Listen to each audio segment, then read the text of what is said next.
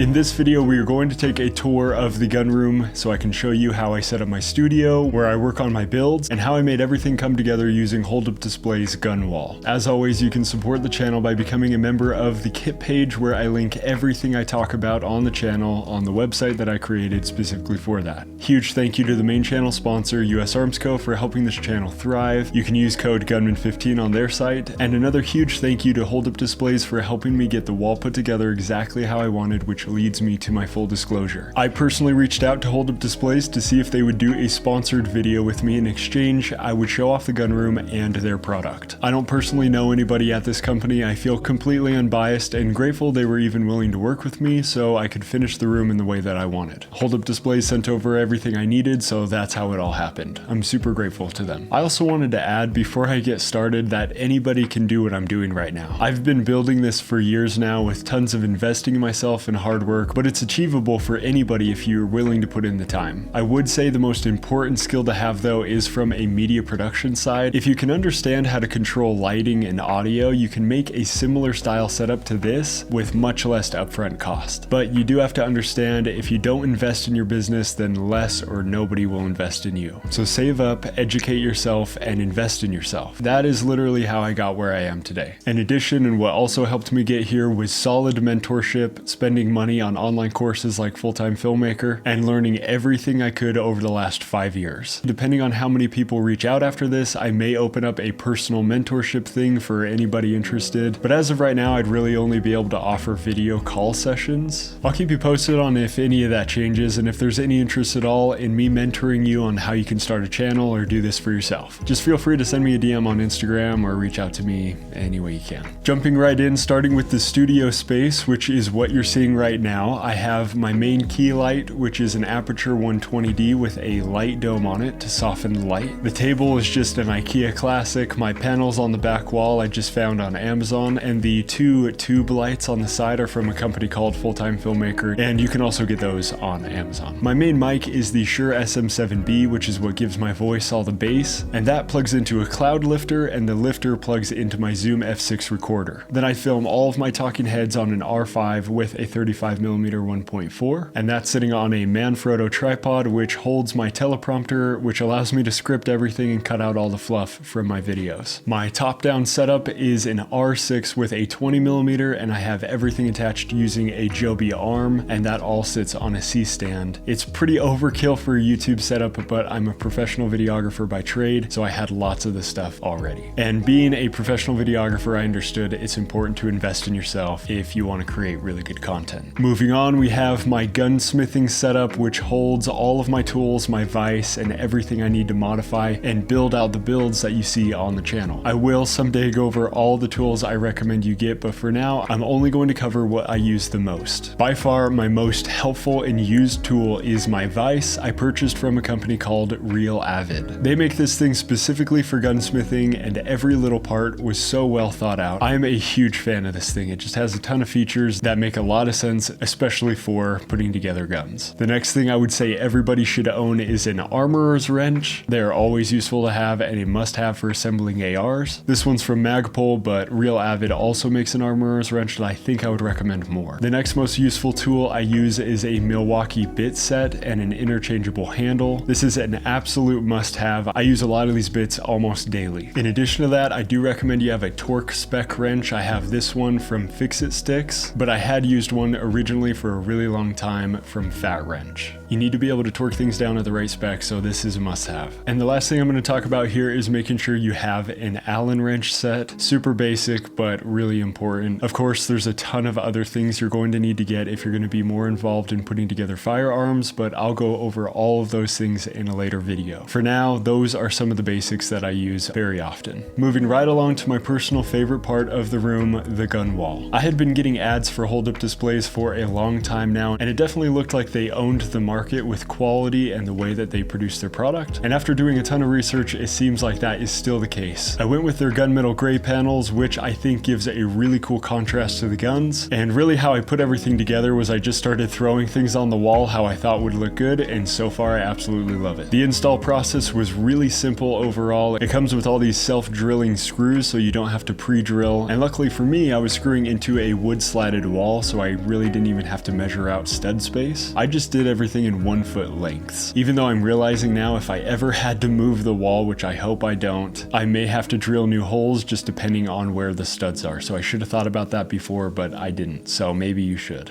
The panels and the wall itself are extremely sturdy, and there's no doubt with the amount of screws in there, it will hold up whatever you want. On the right side here, we have a floating AR rack with a couple shelves under it to hold some ammo cans. Then we have the pistol section. Then in the middle here, we have my kit setup, which holds more shelves, my boots, my camo, my plate carrier with a gas mask. And on the end here, we have my go-to rifles and shotgun with a ton of mags under the stack. Then illuminating the wall, I have 2 more of the same tube lights just attached to the ceiling directly over the gear to give it a more cinematic ambiance. Overall, I would say this is my favorite and most secure room in my home, which I'm not going to get into because I don't want the internet to have that info. But that's the studio gun room. It's definitely not something I ever thought I would build out, but as the channel grew, it just kind of happened. That's pretty much the best way I know how to explain it. All this stuff really is fun and cool, but when it comes down to it, every single thing in here is completely useless if you don't have the skills to use them effectively, which is why you need to train with the gear and guns that you have. This all happened to me because of a desire to protect innocent life, a desire to inspire people to build out something they will love so much that they'll want to train with it, and my hope in you watching my videos will result in more individuals willing to take on the responsibility of preserving life and liberty. Please never forget, you are your own best defense. I'll see you in the next one.